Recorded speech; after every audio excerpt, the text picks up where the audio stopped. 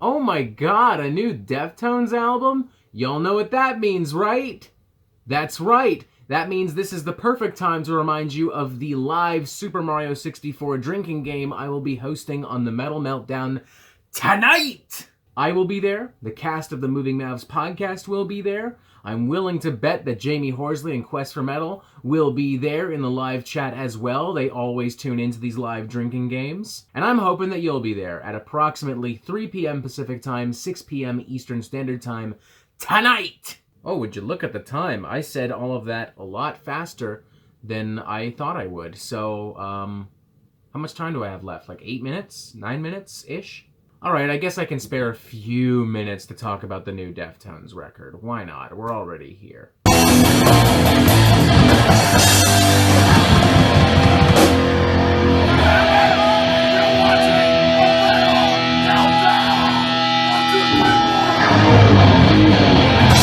Deftones, probably one of the few metal bands from the late 90s nu metal scene that most of you don't cringe at when I say their name out loud. For the last 25 years, Deftones has been responsible for some of the most emotionally brooding and progressive music in mainstream rock and heavy metal. From Around the Fur to White Pony to Diamond Eyes to Koi no Yoken, the latter of which served as my introduction to Deftones and, to be honest, maybe still remains my favorite album from them. And while I recognize that their last studio album, Gore, is somewhat divisive among the Deftone fan base, and for that matter, even amongst the Deftones themselves, guitarist Stephen Carpenter has been very vocal about his concerns and his issues during the writing and production process of this record. I nonetheless thoroughly enjoyed that record at the time of its release, and frankly, I still thoroughly enjoy it now. To the point where I've no issue revealing to you all that despite my adoration for Deftones,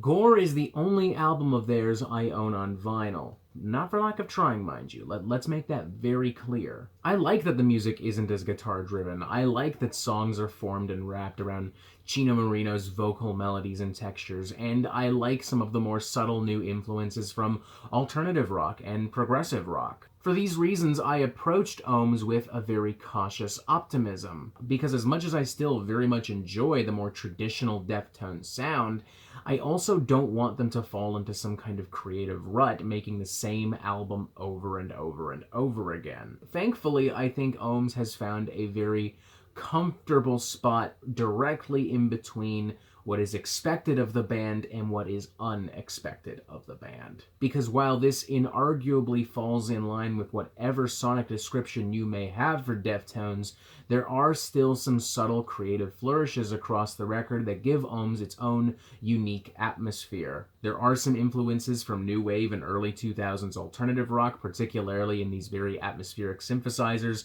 that can be found scattered across the record. A lot of the times Chino's vocals are a lot more tortured and schizophrenic, almost hearkening to the band's very early nu metal years. And not only is the music very guitar-driven, but it's very clear to me on this album that Stephen Carpenter has been paying very, very close attention to more modern progressive metal, namely from bands like Cult of Luna and Gojira, because there are some seriously dense, heavy fucking riffs on here. Take, for instance, opening track Genesis, which quite beautifully blends all of the things that I've just talked about into one very cohesive and cathartic 5-minute package. It's weird, it's deranged, it's moody as holy hell, and makes for a fantastic album opener, starting off the entire record on a very tense and mysterious note. Or on the track Urantia, which has this very maniacal, atmospheric rhythm guitar snap to it, constantly raising tension in the background while Chino wails and synthesizers float above them. But I'd have to say one of my favorite tracks on the record would probably be The Spell of Mathematics. I love the weird avant-garde twists and turns that guitars take across this number. Stephen warps himself around Stephen's vocals very similarly to how he did on Gore, and yet this still feels very guitar-driven. It kind of forces you by default to be on edge as the guitars literally wrap themselves around the song like a boa constrictor strangling their prey. And I'm also really loving the trancey progressive shoegaze metal of Pompeii. which again, much like Gore, forms itself around Chino's vocal melodies and textures, to the point where he's kind of isolated at certain points across this number, making it feel especially intimate and dramatic. Now, unfortunately, it's within the rest of this material where the album begins to crumble, not so much because it's bad, but often just because it's really predictable. Like, let's all be honest with ourselves here. Deftones have a shtick. It's a shtick that works. You could argue that they have become alternative metal's answer to Motorhead or Cannibal Corpse, but it's a shtick nonetheless. And that shtick makes it very difficult to absorb songs that really aren't that innovative or special from a songwriting perspective. Take, for instance, numbers like Ceremony and Headless, which don't really have anything all that special to communicate emotionally or musically. And while I do very much love this very raw yet polished sound mix and production, there are parts of the album here and there that maybe need a little bit of a touch-up. For instance, as much as I enjoy the track Genesis, there are parts of this number where Chino's vocals are quite literally removed from the number, especially in the verses. Like, this is the kind of vocal layering I expect from fucking karaoke, not the Deftones. Does all of this derail the album? No, but it does prevent me from giving this the overwhelming, glowing praise that so many others are giving it. That being said, I do feel very comfortable giving this a 3.5 out of 5. I think that longtime Deftones fans, particularly those disinfatuated by Gore, will enjoy the ever-living crap out of this record.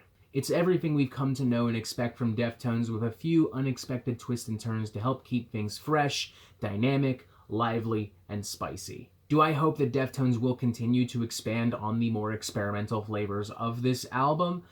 Yeah, I absolutely do. But I also have to be realistic and recognize, again, that after the reaction towards Gore, that probably won't happen. And if that's the case, and they truly are alternative metal's answer to Motorhead, to Cannibal Corpse, then at the very least this means that we can expect a few more really solid and entertaining albums to boot. So, 3.5 out of 5, it is by no means the most ambitious record that the Deftones have released, but it is a thoroughly entertaining and cathartic record, and considering the chaos of 2020, that might be really all we need right now. And that is it for the Metal Meltdown. I'm not an expert, nor do I claim to be, so what do you think? Do you like this record? Do you not like this record? And what do you want to hear from me next? And thank you for watching. Make sure you press subscribe right there so you get updates on the Metal Meltdown fucking immediately, and you have yourself a fantastic fucking day.